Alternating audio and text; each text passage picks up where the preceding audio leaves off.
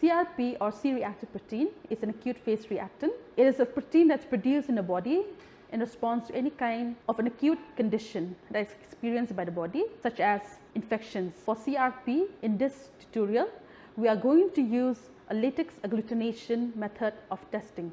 In the test kit, you will be provided a slide. You will label in one circle P for positive control, in one circle N for negative control, and the rest of the circles, according to your lab ID or hospital ID, you will label it as required. For the positive control circle, you will add 1 drop of positive control reagent provided within the kit. For negative control circle, you will add 1 drop of negative control reagent provided in the kit. And in the other circles, depending on the number of samples that is to be tested, you will be using 1 drop of patient's serum and add it to each circle. For example, if you have 3 patients and your lab ID is 1, 2, 3, you will label it as 1, 2, 3, and sample 1 will be added in circle labeled 1, sample 2 in circle labeled 2, and sample 3 in circle labeled 3. Next, you will take the latex reagent and add 1 drop each of latex reagent to the positive control, 1 drop to the negative control, and 1 drop each to the sample 1, 2, and 3.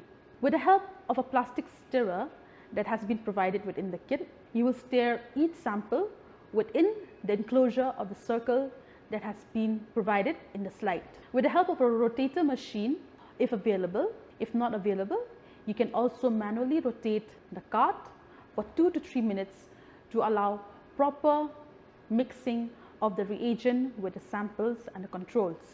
The result is to be read within 2 minutes. Result interpretation. If there is visible agglutination seen as clumps and clumping with clearing of the background, then it is considered positive. If there is no clumping and no clearing of the background, that is, the mixture appears cloudy, then it is considered negative. You can also compare the clumping with the positive control and the negative control. For valid tests, visible clumping should be seen in the positive control and no clumping should be seen in the negative control. If there is no clumping in the positive control or there is clumping in the negative control, then the test is invalid and should be repeated once again with a different test card using the same controls once again.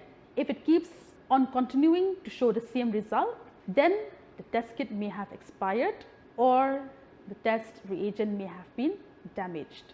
For valid test, like I mentioned earlier, visible clumping should be seen in the positive control and no clumping should be seen in negative control. Clumping in the test samples can be compared with the clumping with the positive control to make it easier for you to see if the test is positive or negative.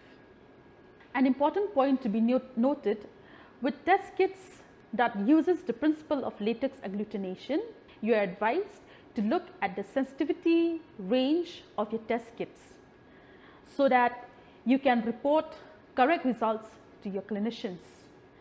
And please include this limit in your testing report as well.